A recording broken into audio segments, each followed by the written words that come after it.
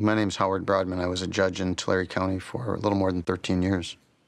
I call myself a Barry Goldwater Republican. I'm tough on crime.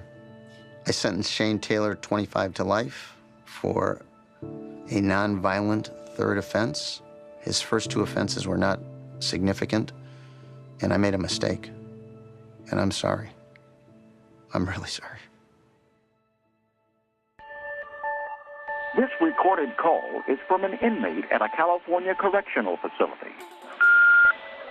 When I was a little kid, I was always bounced around from house to house, and then when we didn't have a house, I lived with friends, neighbors, wherever we could stay. 11 through 14, I started pretty much living on the street. A little bit after that, I started using methamphetamines. It was real rough growing up.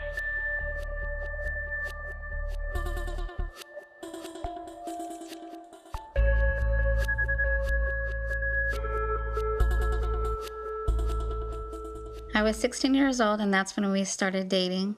My mom introduced me to him, and she told me he was a lovely guy. And so if I wanted to start talking to him, then it was okay. When I met Shelly, we dated real quickly. She was just so super nice. She didn't do drugs. She was going to night school. It just seemed like we were going to be together forever. I do love him and always will, but it was very hard. When I was 18, I got into doing burglaries to get the drugs that I wanted.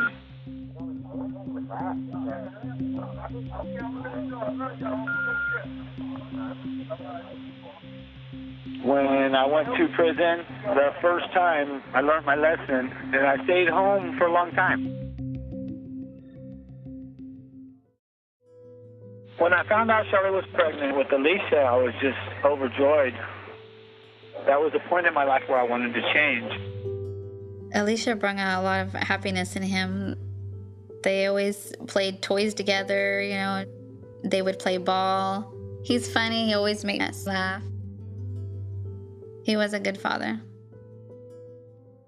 I was working as a prep cook and supporting my family. And then when I hit 27, they got me for $5 worth of drugs, and they gave me 25 years to life.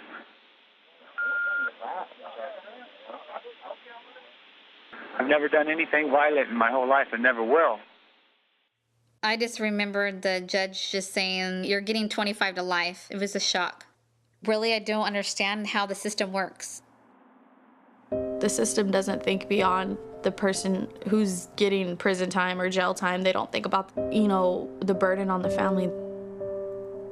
I was about 4 years old when my dad got 25 to life in prison. When I was little, when I would go see my dad, I couldn't wait for that day to come. You know, I would always look forward to it.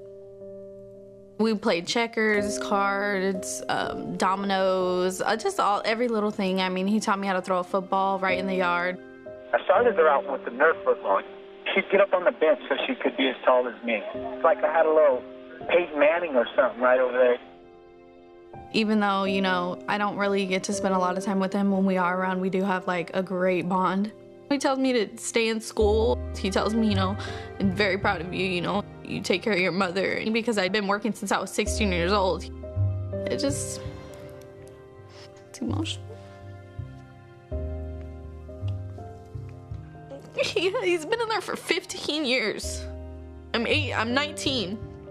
That's my whole life. People are get in prison for manslaughter and for, you know, attempted murder or stabbing people or raping people, and, you know, they don't even get that long. How are you gonna give somebody that doesn't have a violent record, that doesn't have nothing but drugs, you just tell him, oh, no, your life's over, you get 25 to life, that's it?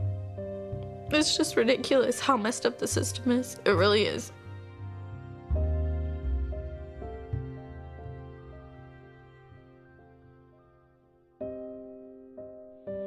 There's not a day that goes by that I don't believe that my wife and my daughter just ain't begging for the day to come to get me out.